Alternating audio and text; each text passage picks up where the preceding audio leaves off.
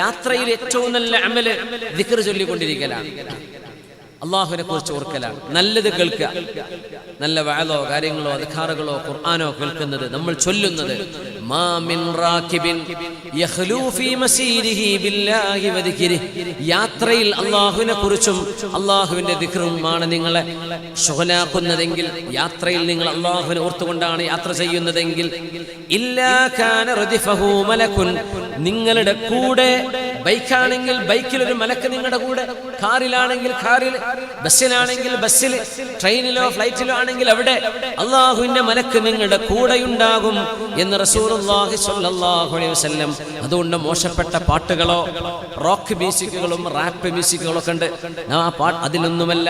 ഒരു മുഅ്മിനായ മനുഷ്യന് ഹൃദയത്തിന് സമാധാനം നൽകുന്നത് അള്ളാഹുവിന്റെ വചനങ്ങളാണ്. വിശുദ്ധ ഖുർആനിനോളം മധുരിമയുള്ള എന്താണ് ലോകത്ത് കേൾക്കാനുള്ളത്?